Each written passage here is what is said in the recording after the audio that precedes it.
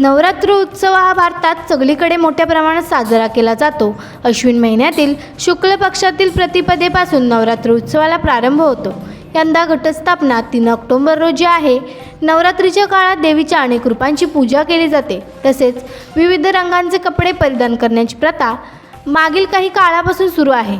तिच्या 9 रूपांसाठी 9 रंगांची निवड केली जाते। भारतीय संस्कृतीत रंगांना विशेष महत्त्व देण्यात आले आहे, त्यामुळे हा रंगांचा उत्सव अनेकांना प्रसन्न करतो। जाणून घेऊया नवरात्रीच्या 9 रंगांविषयी आणि देवीच्या महतीविषयी। 5 ऑक्टोबर वार शनिवार, रंग राखाडी, तिसरा दिवस, तिसरी माळ, तिसरे रूप माता चंद्रघटा। आज तिसरी माळ जाणून घेऊया चंद्रघटा मातेची पूजा, विधी आणि संपूर्ण कथा।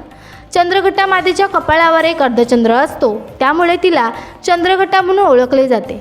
आज नवरात्रीचा तिसरा दिवस आहे। माता दुर्गेचे तिसरे रूप म्हणजे देवी चंद्रघटा होय।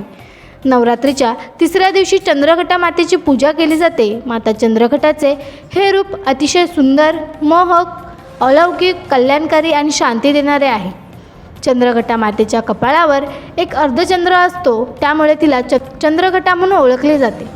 असे मानले जाते की देवी माता तिच्या भक्तांवर प्रसन्न होते आणि त्यांना शांती आणि समृद्धी देते। पुराणात सांगितल्याप्रमाणे अनंत काळापासून वाईट आणि चांगल्या वृत्तीचे युद्ध होत आले आहे। हे आपल्यासाठी काही नवे नाही। वाईट वृत्तीचा नाश करण्यासाठी देवता जन्म घेतात आणि त्यांचा विनाश करतात। अशाच प्रकारे माता चंद्रघटेचा जन्म